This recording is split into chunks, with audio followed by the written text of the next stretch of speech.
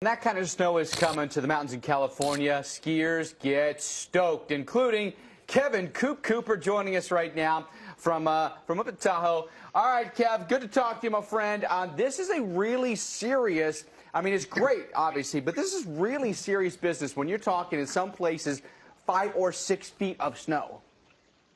Yeah, you know, Mike, I love the way that you rolled in with that one. This is a big system by Sierra standards, and we've already seen it just in the last 24 hours. We've had 29 inches of snow up towards I-80 at Sugar Bowl over in Squaw Valley. Right now here at 63, 57 at the Hippie House, it's staying in rain right now, so there is a little bit of flexing with the temperatures, but we are already looking at 3 feet plus, and overnight, we're looking at another 2 to 5 feet, depending on where you're at, whether you're up on the Sierra Crest, up at Donner, you're down by Kirkwood Mountain Resort, or all the way stretching down towards Mono, Mammoth Mountain, and even into Southern California. This one's a big one by no stretch of the imagination. We've only had 4 blizzard warnings since 2008, and this is one of them right now.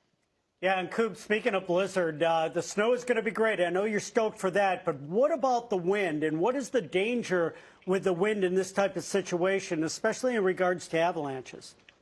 You know, great question, Tom, and that is actually a big concern. Right now, the Sierra Avalanche Center issued their advisory this morning was at high. You very rarely see that. What we've had with those flexing temperatures are different layers of snow. So that 29 inches I spoke of last night that was up on the North Shore, that was a very light snow, 12-to-1 ratios. Down at Kirkwood, it was about 11 inches. What that's going to do is that's going to compact down anywhere between 9 and 6 inches. That is going to be a dangerous shear level. What we're looking at now, and we're very concerned with, is how the temperatures and what Mother Nature throws at us in the next 48, 72 hours. Because if we get 2, 3, 4, 5 feet on top of that, that is going to raise an Yeah, and it looks like that will definitely peak the avalanche advisories in around the Sierras. Sorry about that. Go ahead. Oh, no, you're good. I was actually going to say, Mike and I were just talking, it looks like it's now changing back over to snow for you. So you're saying it's a real-time thing happening.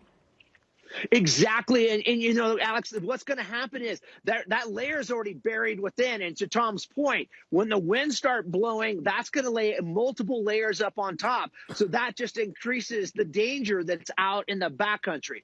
Resorts are going to work their hardest with avalanche mitigation inbounds, but they can only do so much. But they will definitely, over the next 48, 72 hours, have a lot of work in front of them to get the resorts open, safe, and pay attention to what their guests are going into. As for the roads, that's a whole nother tricky situation right now. I-80 is closed. Highway 50, I just heard went on a closure because of a big rig wreck, and State Route 88 will be closing at 4:30. So it's another big one, my friends, but it's good for the snowpack. You know, one thing we've seen, Coop, is that, you know, some of the lifts have shut down. I suppose that each resort has different thresholds, but when is it generally unsafe to operate the lifts? That's a great question, Mike. And what that is usually, so if you have up the line, right, straight up the line, winds blowing up and down, that's usually a pretty good scenario. They can work within winds, depending on if it's a detachable quad or a fixed grip, between 35 and 45 miles an hour. But when you get these variable winds that start crossing it horizontally and the wind blowing, that's when the mountain operations teams are going to start weighing the factors. One, how much snow has fallen? What does the pack look like? They'll start sending ski patrol out on routes to check that out and snow cutting. Then they're going to be looking at those lifts. The new high-speed quads, they have a lot of sensors on those. And what they'll do is they'll err on the side of caution and safety for the skiers and riders and the guests at the mountain, and they'll start to close it down. And what we hope is everybody's expectations have been level set, and they understand it's the best for everybody to close that mountain down, not only for them, but for the mountain operations teams as well. It's okay. Friday, Saturday, Sunday, it looks good. And then Monday, Tuesday, and then another system coming in. So it's okay if we shut down for a couple days. It's all about health, safety, and welfare. Coop Cooper, always a wealth of information. Yeah. Thank you so much for joining us.